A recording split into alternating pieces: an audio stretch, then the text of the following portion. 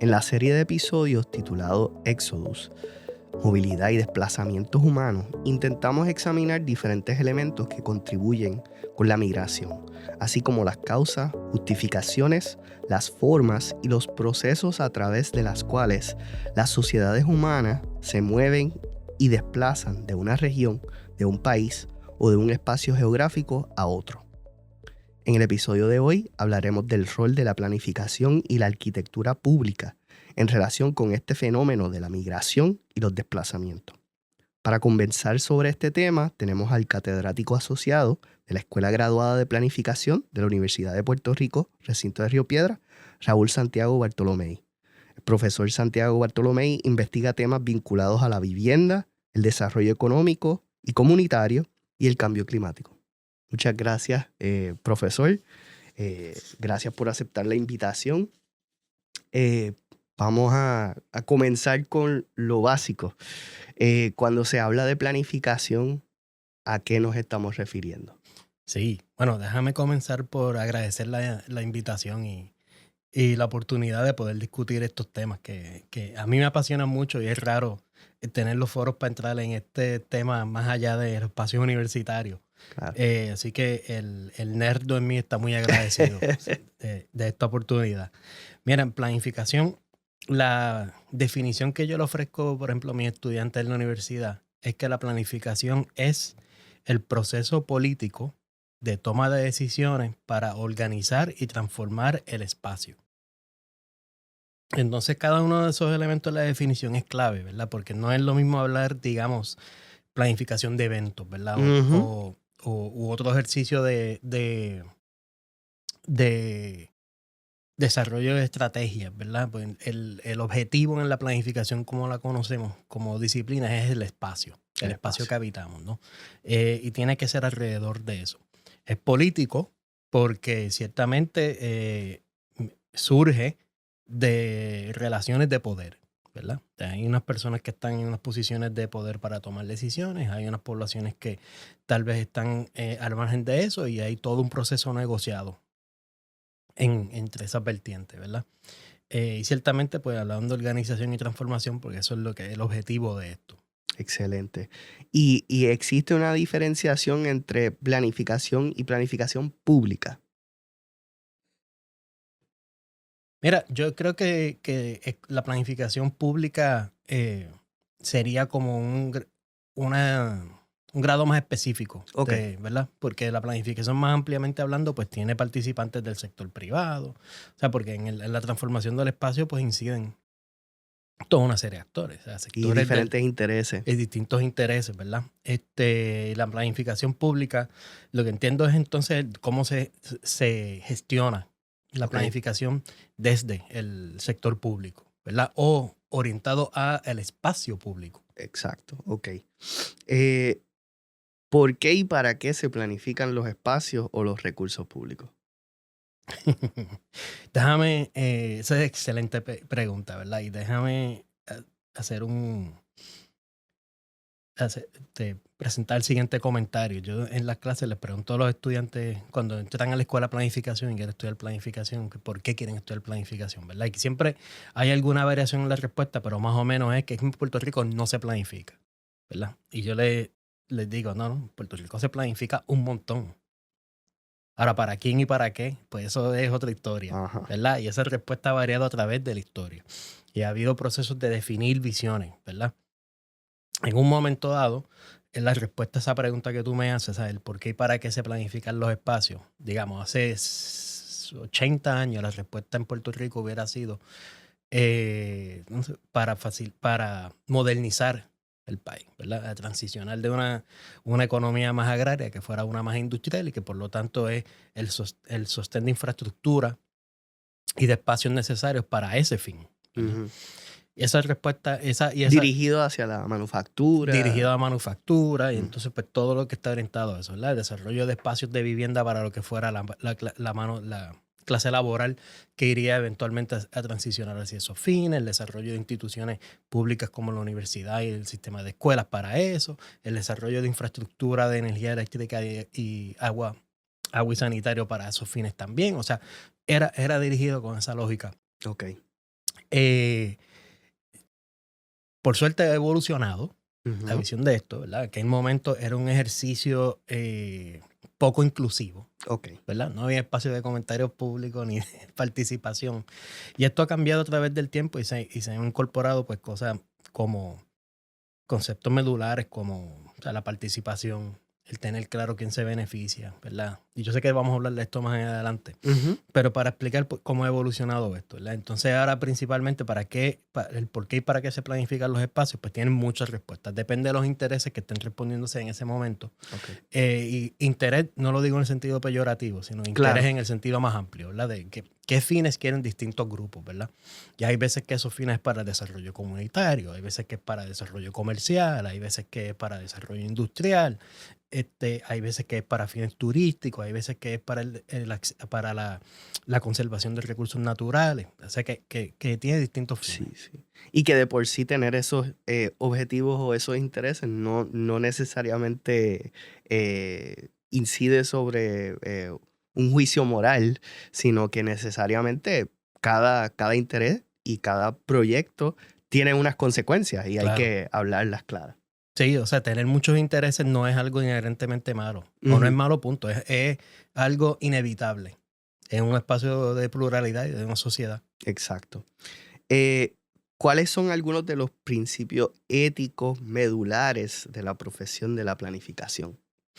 Mira, yo creo que hay unos que son de la práctica, ¿verdad? Que están o sea, no están codificados en Puerto Rico, lamentablemente, pero son como acepciones comunes Ok, en el ámbito profesional. Pero antes de entrarle a eso, yo me gustaría, es importante tener claro un poquito de la historia ok, de la planificación, ¿verdad? Yo siempre hago la distinción entre planificación y urbanismo, que no es lo mismo. claro. Son manifestaciones diferentes. En las clases le pregunto a los estudiantes cuándo empezó la planificación, o sea, para llegar, si esta es la definición, cuándo empezó, ¿verdad? Si empezó cuando el primer cavernícola puso la primera piedra en la cueva para organizar su espacio, o si fue algo más reciente, ¿no? Eh, el urbanismo, por ejemplo, está mucho más, o sea, su fin es la ordenación territorial, ¿verdad? De acuerdo a los mejores principios de diseño urbano.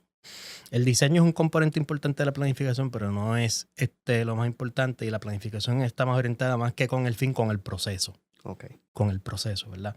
Y entonces eso quiere decir que, dado eso, la planificación es una manifestación de la modernidad, de cuando empezaron a crearse burocracia, Ujú. cuando empezaron a estructurarse sistemas de administración pública, Sí. ¿verdad? Y aunque eso Y parece que pasó. comienza como la disciplina Exacto. académica de eso.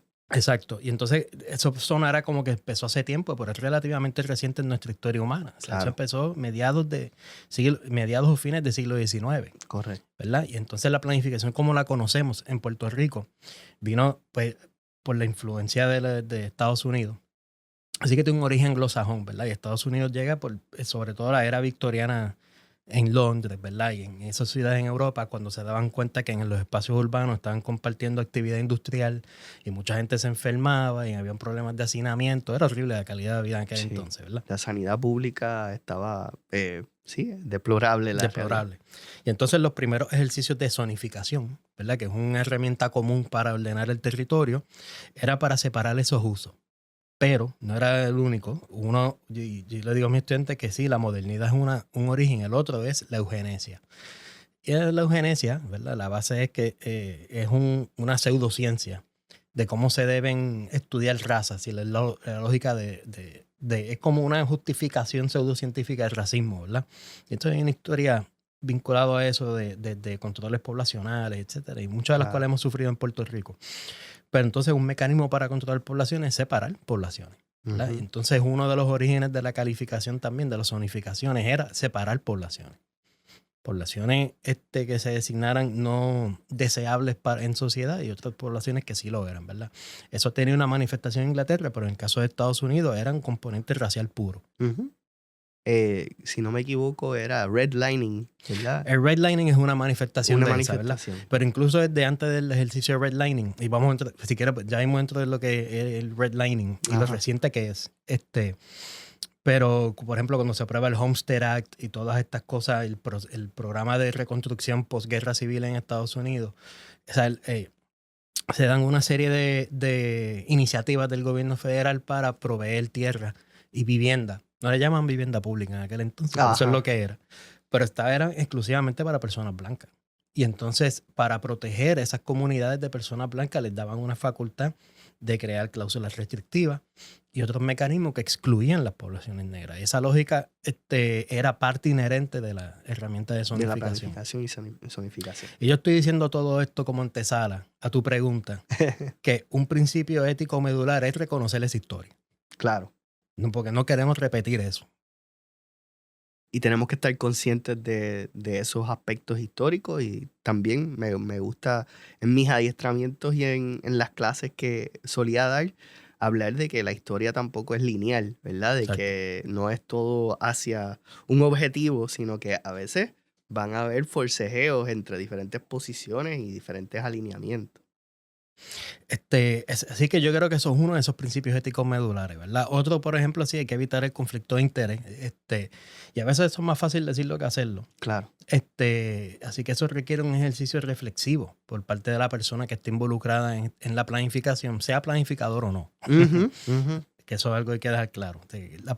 Los planificadores como profesión no siempre están planificando. Y la planificación ocurre todo el tiempo a través de todos los sectores involucrados en ese proceso. Pero tiene que haber un ejercicio reflectivo, ¿verdad? Sobre eso. ¿Dónde me ubico yo? ¿Qué intereses estoy representando en este espacio? ¿Verdad? Si hay intereses encontrados, tengo un conflicto aquí. Sí, la transparencia también, de estar Sí, claro de que tiene si que haber. existen estos factores, pues hablarlos y que sea, ¿verdad?, de conocimiento público. Exacto. Así que eso tiene que ser un componente, ¿verdad?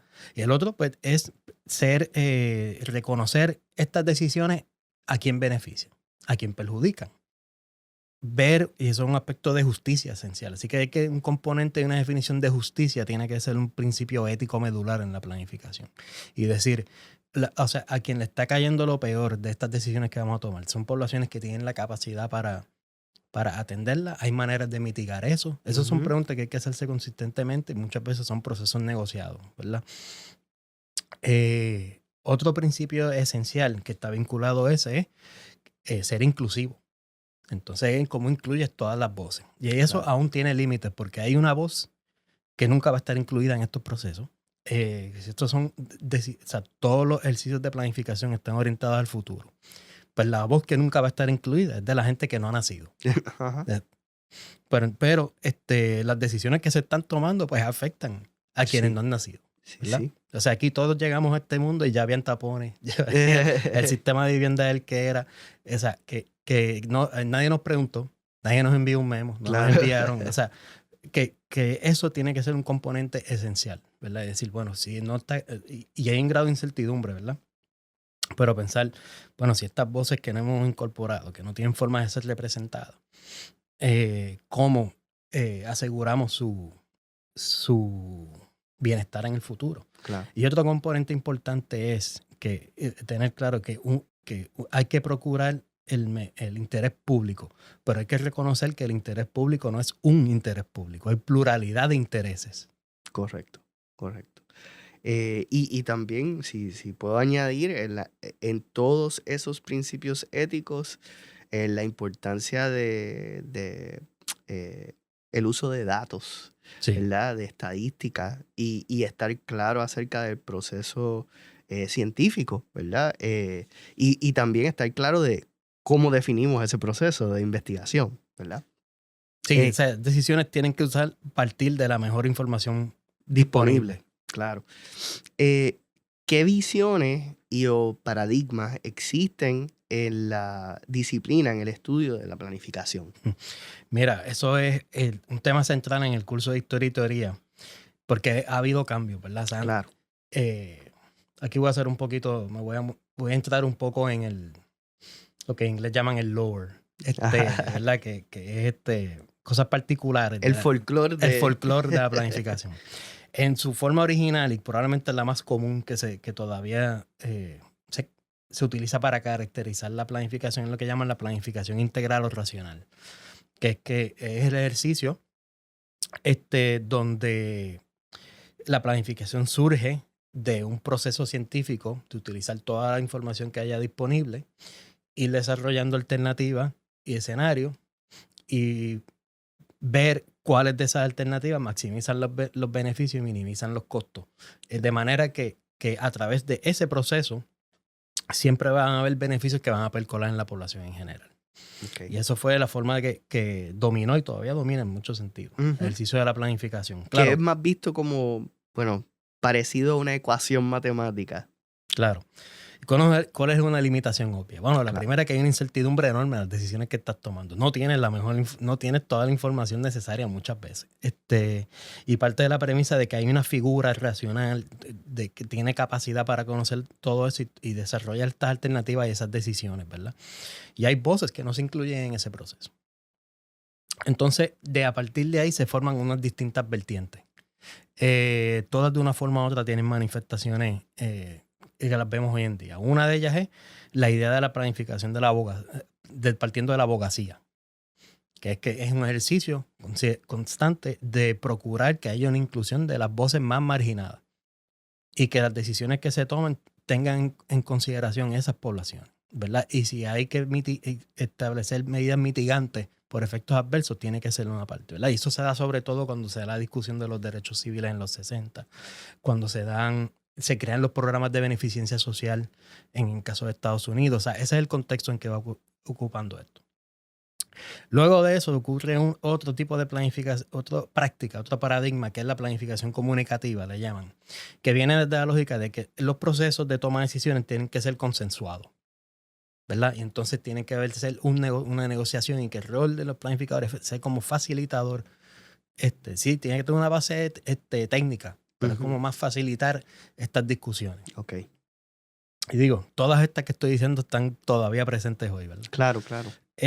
Hay otra que es la planificación partiendo desde la justicia, ¿verdad? Y es parecida al de la abogacía, pero más que la abogacía, que es más orientado en incluir las voces, es decir, no, hay que ser, digamos, explícito en dónde están las poblaciones desventajadas y las decisiones y las instituciones que vayamos a ir forjando, aun cuando esas voces no puedan ser incluidas, tiene que reconocer y compensar por esas injusticias históricas y presentes en la calidad de vida de personas, ¿verdad? Y que muchas veces, y la crítica que le hace ese paradigma al otro de comunicativo es que los procesos consensuados y negociados nunca son totalmente horizontal. Hay relaciones de poder desigual. Por más destrezas de facilitación y más amplia que sea la mesa de negociación, siempre va a pasar, aparte de que lo que termina pasando en la práctica es que los que tienen poder, pues no, para empujar y capacidad para empujar sus intereses, buscarán mecanismos alternos que los obliguen a pasar por una negociación. Y entonces están lo que llaman la de planificación insurgente, que se reconoce que los ejercicios de incidir en el espacio, ¿verdad? De que la gente puede incidir en el espacio es bien descentralizado. No todo ocurre desde la figura burocrática de este proceso, que las poblaciones pueden tener sus propias iniciativas de planificación, ¿verdad? Y entonces lo que ocurre entonces el rol del ejercicio de la planificación pública sería reconocer todas estas iniciativas y ver cómo se pueden incorporar como práctica, ¿verdad? Y entonces pues eso es y eso es bien común, sobre todo en espacios donde hay falta de capacidad desde la esfera estatal para implantar decisiones. Y entonces muchas veces el sector informal es el que tiene que entrar para ocupar esos espacios. Exacto. Si le pregunto, por ejemplo, ¿cuál de estas visiones tiene mayor vigencia o si consideran entre las visiones dominantes actualmente? Mira, yo creo que es la planificación integral y racional y la comunicativa, por lo menos desde la profesión. Al final, el proceso termina yéndose en una de esas dos o combinando esas dos cosas. Y yo voy a darte un ejemplo clásico de esto. El proceso de desarrollo de declaraciones de impacto ambiental. O sea, cuando tú lees la Ley de Política Pública Ambiental de Puerto Rico, que detalla cómo hay que llevar a cabo los procesos de declaración de impacto ambiental, primero lo reconoce como un ejercicio de planificación, explícitamente, ¿verdad? Pero ¿cómo es la estructura de la declaración de impacto ambiental? Bueno, lo primero es analizar el impacto de lo que se esté proponiendo, ¿verdad?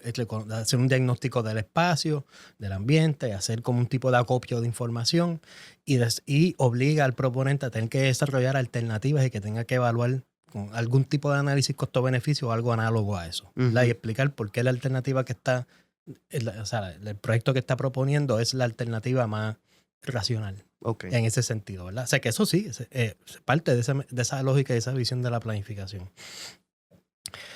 Y la comunicativa, pues se ve muchas veces, sobre todo en espacios donde se ha procurado un grado mayor de participación, proyectos que se gestionen desde un mayor grado de participación para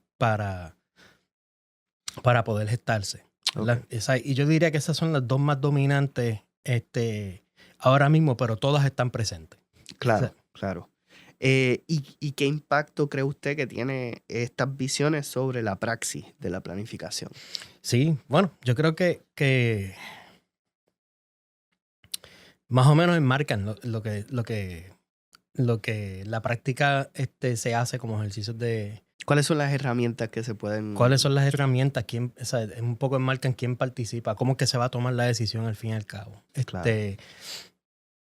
Yo creo que eso principalmente es que terminan la puesta en práctica de estas teorías o estos paradigmas de la planificación, pues es lo que termina enmarcando muchas veces lo que termina siendo posible o no, ¿verdad? Okay. O no posible o no, por lo menos, o cómo se van a guiar las decisiones que inciden sobre el espacio. ¿Cuáles son los retos mayores en cuanto a la disciplina de la planificación y qué efectos o repercusiones tienen sobre el cotidiano vivir? Ya usted mencionó, por ejemplo, de la importancia de considerar a futuro, ¿verdad? ¿Qué otros retos usted considera que existen? Sí, hay varios, ¿verdad? Yo creo que el tema de la inclusión de voces siempre es un reto. O sea, cómo uno procura incluir, porque si uno piensa esto en términos logísticos, o sea, cómo tú incluyes a la gente que tú quieres que preste su voz Participa. y participen, ¿verdad? Y eso es más fácil decirlo que hacerlo. Y uno dice, Claro. pues podemos hacer una vista pública. Las vistas públicas a veces terminan siendo ejercicio pro forma, ¿verdad? Y no intercambio de verdad o una discusión, un proceso más deliberativo, ¿verdad? Y entonces pues, siempre deja como que un mal sabor en las poblaciones porque es como si estuvieran utilizando las de token. Y dicen, bueno, tú me estás diciendo que es el proyecto. Performativo. Ajá. O sea, me dices cuál es el proyecto, dices que someta comentarios, no hay nada que diga que estos comentarios son vinculantes. Y entonces, pues, ¿qué exactamente tengo que estar acá, verdad? Eso es un aspecto logístico. Otro aspecto logístico es que no siempre, aun cuando se como una vista pública, pues depende de qué hora lo vas a hacer, en qué momento lo vas a hacer, ¿verdad? Y entonces, ¿qué poblaciones son las que pueden ir? ¿Qué poblaciones no? Sí, que esos factores inciden sobre el nivel de participación. Exacto. Vas a hacer las actividades en horas laborables. Pues entonces pues ya quiere decir que personas que estén trabajando no pueden ir. Las haces de noche. Si las haces de noche, pueden ir algunas personas, pero hay otras personas, por ejemplo, digamos, hogares monoparentales, que tienen madres solteras, que tienen que asumir varios roles en los hogares. Eso no van a tener tiempo de ir a la vista pública, ¿verdad? Hay comunidades, por ejemplo, donde hay un liderato comunitario, pero ese liderato comunitario no necesariamente incorpora todas tiene las sus voces de la propias comunidad. dinámicas. Tienen sus propias dinámicas. O sea, a lo mejor tienen una práctica de no incluir las voces de las mujeres de la comunidad, o tienen una práctica de que tienen un vínculo más partidista y se pueden incluir más las voces que están cónsonas con mi partido. O sea, todas estas cosas se dan, ¿verdad? Y a veces uno no debe pensar que su rol es cambiar eso, porque entonces eso se vuelve paternalista y puede tener una relación conflictiva. Si es decir, pues cómo en términos logísticos puedo incorporar estas voces de esta gente que sí es importante, ¿verdad? Así que eso es un reto enorme. Tú hablaste del futuro, ¿verdad? El grado de incertidumbre, ¿verdad? Solamente las consecuencias del futuro, pero el grado de incertidumbre en la información. Claro. Otro reto enorme es que en Puerto Rico no es que no hayan datos, es que hay un nivel grande de fragmentación de la información y entonces hay mucha información que es propietaria Es que esto es un buen tema de ética gubernamental, Ajá. ¿verdad? Que mucho, a veces, por alguna razón, se ha vuelto como que bien común si una agencia contrata a una empresa X, y esa empresa produce información como parte de ese proyecto, la empresa se adjudica esa información como si fuera propietaria, cuando no, eso se paga con fondos públicos. Esto debería estar disponible para todo el mundo. Y eso siempre es una pugna, ¿verdad? Y a veces que en el sector público, por ejemplo, pues se ha desinvertido de ejercicios de ir recogiendo información consistentemente Y de manera periódica. de manera periódica. O sea, desinvertido de departamentos de planificación y de análisis, ¿verdad? Y entonces, pues, las agencias funcionan exclusivamente con sus dinámicas administrativas que recopilan mucha información, pero no se utiliza para tomar decisiones, ¿verdad? Pues son otros retos. Yo creo que otro reto es el choque de intereses también, que es diferente a la inclusión de voces, ¿verdad? Es en este caso cómo tú defines el interés público, porque son muchos intereses públicos. Claro. ¿Cómo vas a negociar eso? ¿A qué le vas a dar prioridad? Y en el caso de practicantes de la planificación, sean planificadores o no, es en qué espacio están. Entonces, rara vez van a tomar la decisión estas personas, ¿verdad? Entonces uno tiene que ver ese nivel individual, pues cómo yo negocio con quién va a tomar esta decisión y cómo le comunico las consecuencias de esto. O sea que eso yo diría que son algunos de esos retos inherentes en la práctica. ¿Qué entrelazos existen entre la planificación y la arquitectura? Déjame plantear algunas cosas sobre esa pregunta. Un saludo a todos mis compañeros y compañeras arquitectos y arquitectas. Porque compartimos muchos espacios. Pero contrario a lo que piensan muchos arquitectos y arquitectas sobre la planificación, cada vez hay menos vínculo entre esas dos disciplinas, porque la confunden mucho con urbanismo. Como dije al principio, son cosas diferentes, ¿verdad? Y su origen es diferente. ¿Por qué? Porque, como dije, la planificación surge de la modernidad, del proceso de burocratización, cuando se va surgiendo el concepto de administración pública. Estas cosas, ¿verdad? Tiene componentes de diseño sin duda. Y ambas disciplinas inciden, o sea, su espacio, o sea, su área o su objetivo es incidir en el espacio, ¿verdad? La arquitectura, pues, parte del diseño para eso. Es una disciplina enfocada en el diseño. Y la planificación, el diseño es un componente, pero más que eso es la política pública. La política pública es el instrumento principal. El proceso de planificación es un componente esencial, el principal en esto. Y la planificación lo ve como un continuo, ¿verdad? Algo cíclico, ¿verdad? Una etapa de implantación, de diseño de política pública, de evaluación, todas estas cosas, ¿verdad? Y no hay que ver en qué etapa cae en eso. Y en la arquitectura, pues realmente pues, el diseño y la intervención es el fin. Exacto. Ya, una vez está el proyecto, se acabó. Sí. Es basado en el objetivo inmediato. Inmediato. Bueno, inmediato en el sentido de Pero compartimos mucho espacio porque nos preocupa lo mismo, ¿verdad? O sea, son temas como, sí, la vivienda adecuada, la vivienda digna, sistemas de transporte integrados, la calidad de vida en el espacio urbano. O sea, esos son áreas que entonces tenemos en común y por eso es que solapamos. Y tenemos que trabajar en conjunto, ¿verdad? Y también con ingenieros, ingenieras y también yo diría, especialistas en salud pública, en trabajo social.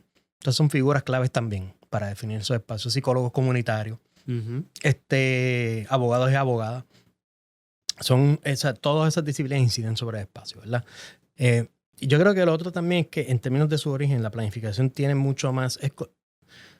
su vínculo más fuerte es con las ciencias sociales, más que con la arquitectura. Porque no es otra cosa que una disciplina aplicada de las ciencias sociales. Y por eso, pues, tenemos mucho de economía, mucho de geografía, mucho de sociología, ciencias políticas.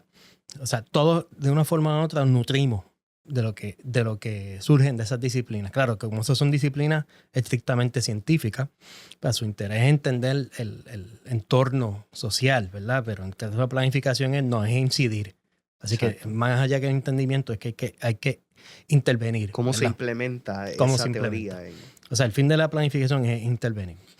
Yo creo que es lo principal y también algunas de las diferencias entre esas dos disciplinas. Ok.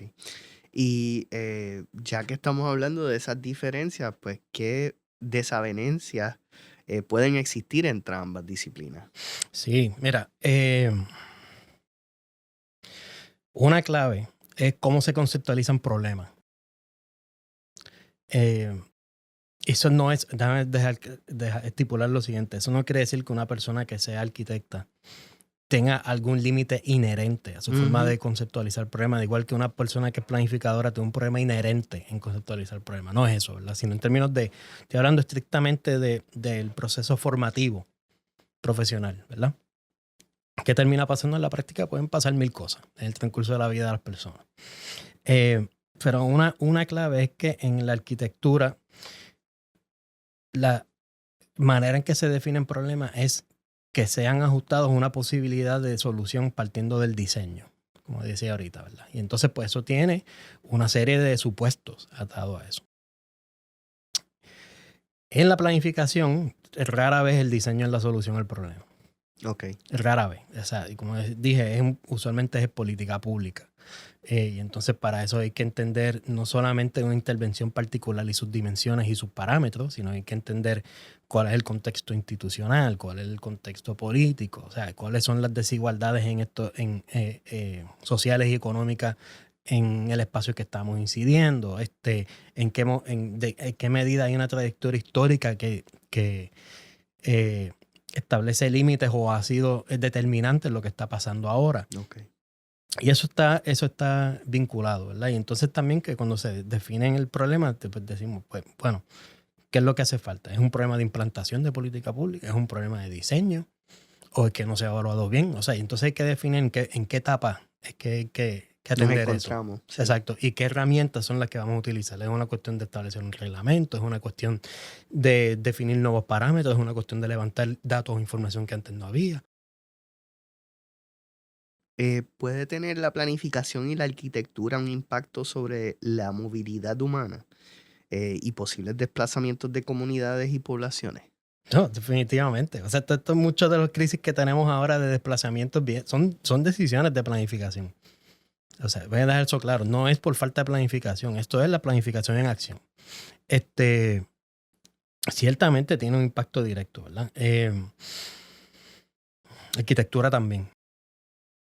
Por ejemplo, cuando y no estoy hablando de planificador o planificadores, la planificación como ejercicio.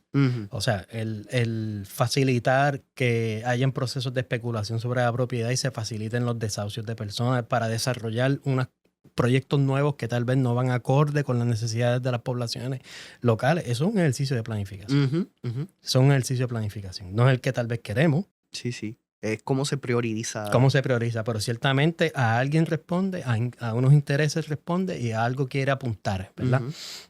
Hay disputas, por ejemplo, en planificación sobre si las intervenciones deben ser para mejorar, o sea, orientados a las personas o a los lugares. Okay. Y eso es importante. O sea, hay la planificación orientada a intervenir para mejorar los lugares, parte de la premisa que si tú mejoras el espacio, su efecto inmediato es que pues va a tener consecuencias positivas a las personas que ocupan ese espacio, ¿verdad? Entonces pues está bien orientado. Eso y el urbanismo sobre todo tiene mucho de eso.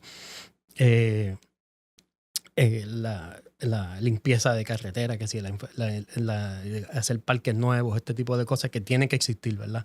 Pero que eso va a tener consecuencias positivas en la población.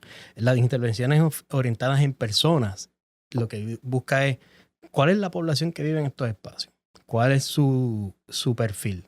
¿Qué necesidades tienen? ¿Qué intervenciones espaciales? Porque no todas las intervenciones tienen que ser espaciales. La ayudaría a facilitar la movilidad social de estas personas. Necesitan escuelas, necesitan acceso a clínicas, necesitan crear mecanismos de desarrollo económico que cree empleo.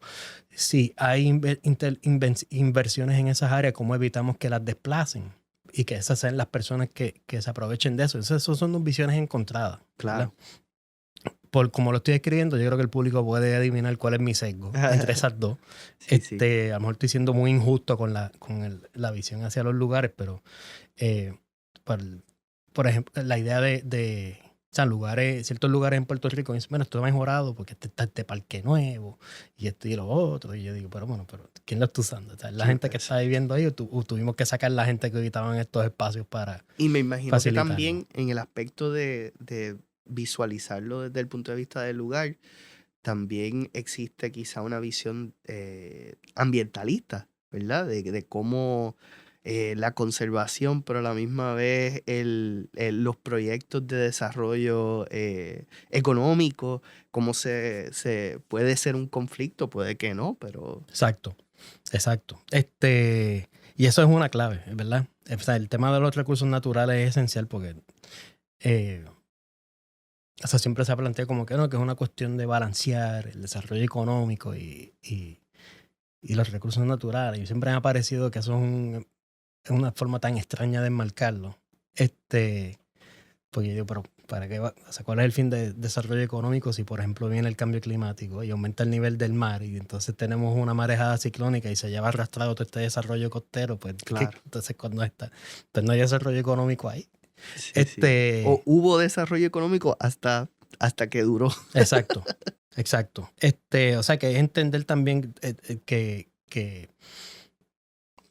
yo creo que de una parte más profunda, que es que somos parte de la naturaleza, no ajena a ella. Exacto. ¿Verdad? Y entonces y que la naturaleza va a seguir con o sin nosotros. Y que entonces tiene que ser más una cuestión de cómo podemos tener una calidad de vida, unas posibilidades de mejora. Reconocer esa vulnerabilidad. Sin que nos comprometa, o sea, sin que comprometa el sostén natural de las poblaciones. Bueno, pues Raúl, muchísimas gracias por todas estas, ¿verdad? Este tema tan complejo pero tan importante. Así que esperamos continuar otros acercamientos con el tema de la movilidad y los desplazamientos humanos. Así que muchas gracias por participar. Gracias a todos. Gracias a ti, muchas gracias.